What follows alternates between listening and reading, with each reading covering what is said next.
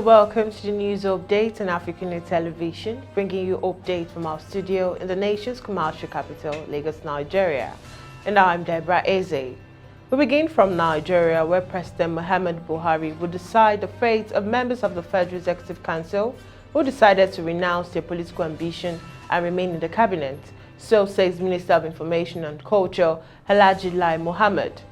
Mohammed also disclosed that the federal government had no plan to ban the social networking website Facebook in Nigeria over alleged biased reportage of happenings in some parts of the country. The disclosure came as FEC approved 169.7 billion naira private sector investments for road infrastructure through the government tax credit performance program during weekly virtual meeting. FEC also approved the sum of 3 billion naira for the purchase of a property in Abuja for the Ministry of Aviation. Mohammed, who briefed newsmen after the FEC meeting yesterday at the State House Abuja, said it would need to confirm the status of the returning ministers from the president. The Information and Culture Minister also shed more light on the recent meeting between the federal government and Facebook management over the alleged biased coverage of the country by blogging platform.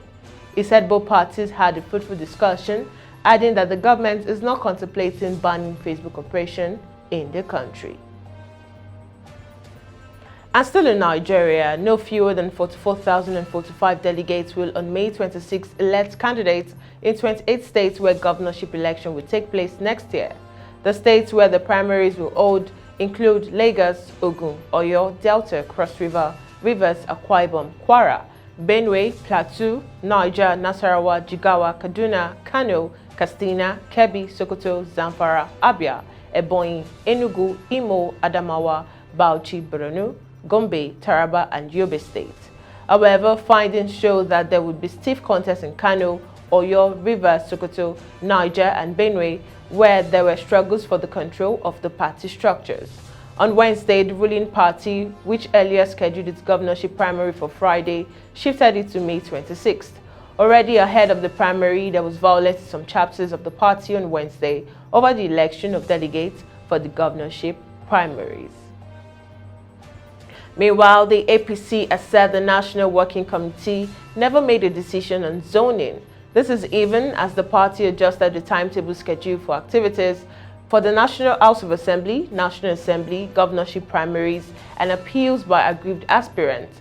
This was disclosed by the National Publicity Secretary of the party, Felix Moka, on Wednesday at the APC Secretariat in Abuja. The development came 3 days after the party officially denied speculations making the rounds that it was planning to revise the timetable of the primaries. The Public Secretary stated that while the appeals for the Senate and House of Assembly primaries will take place on Saturday, May 28th, the special convention and presidential primary will take place between May 29th and 30th. On the mode of election, Moka said that they would be contained in the guidelines that would soon be issued. Now moving on, around 15 assailants were killed during a terrorist attack last week in the north of Togo that also left 8 soldiers dead. Togo's troops are deployed in the north of the country to try and contain a jihadist threat pushing south from Mali, Burkina Faso and Niger, where militant linked to Al-Qaeda and the Islamic State group operate. In the early hours of May 11th, about 60 gunmen on motorcycles launched a violent terrorist attack on the military post in Pinkankandi near the border with Burkina Faso, killing 8 Togolese soldiers and wounding 13. Togo's Security Minister, General Dame Haim, on Wednesday evening said that according to well-informed sources, there were about 15 dead in the group of attackers. EU Foreign Policy Chief Joseph Borrell said the Togo attack shows that the terrorist threat is spreading to coastal countries along the Gulf of Guinea and efforts must be redoubled to stop it before it is too late. Still on the African scene, health authorities in Mozambique declared a polio outbreak in the country. The declaration on Wednesday, May 18th, follows the confirmation of a child in the country's northern eastern Tete province who got paralyzed by the disease, according to the World Health Organization. The case in Mozambique is the second reported case of polio in southern Africa this year, following a case discovered in Malawi in mid-February. Sequencing indicates that the case in Mozambique is linked to a strain of polio spreading in Pakistan in 2019 similar to the case reported in Malawi earlier this year. In response to the case in neighboring Malawi, Mozambique recently carried out 2 mass vaccination campaigns in which 4.2 million children were vaccinated against the disease, as vaccination campaigns in the coming weeks are planned to reach 23 million children aged 5 and below. Away from the African scene, we now head to the foreign scene, where Moscow said nearly 700 more Ukrainian fighters had surrendered in Russian-held Mariupol as it showed up a key gain in the south, while the United States became the latest Western country to open its embassy in Kyiv.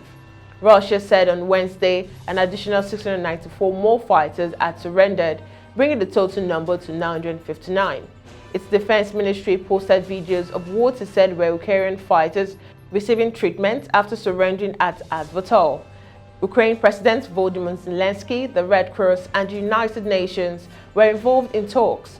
Ukrainian officials have declined to comment publicly on the fate of the fighters, but confirmed the surrender of more than 250 fighters on Tuesday, but did not say how many more were inside.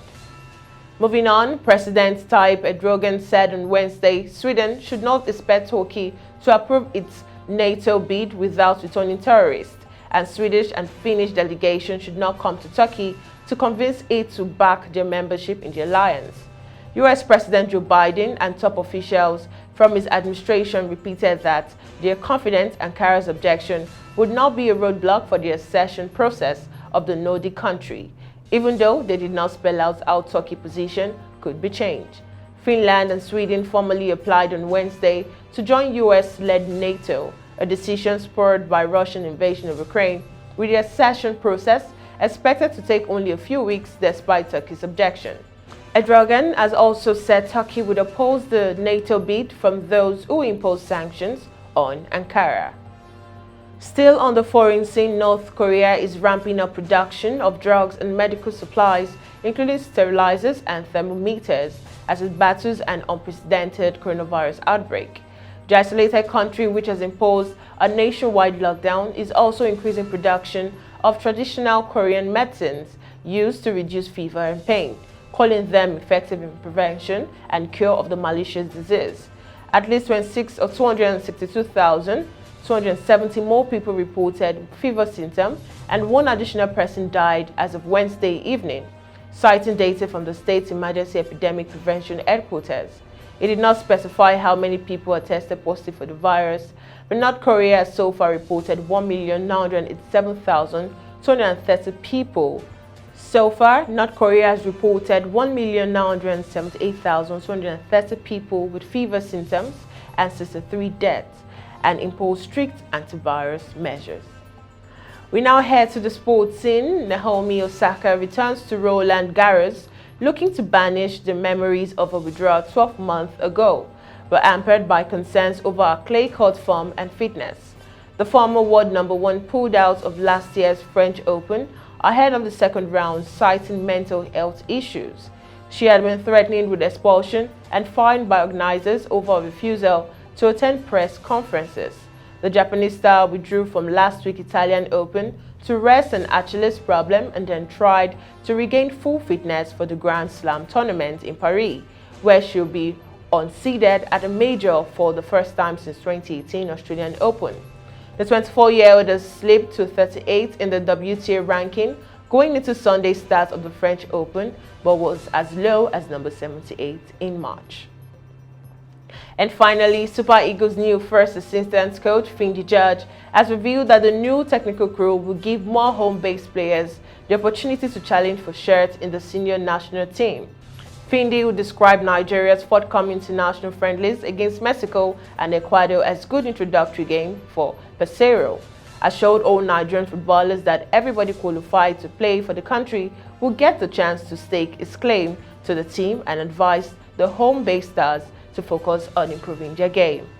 Speaking on plans for the games, which comes after Nigeria's failure to qualify for Qatar 2023 World Cup, Finidi said the process of building a new team wouldn't have been made easier than with 2 games against the 2 already established sides preparing for the Copa Mundial.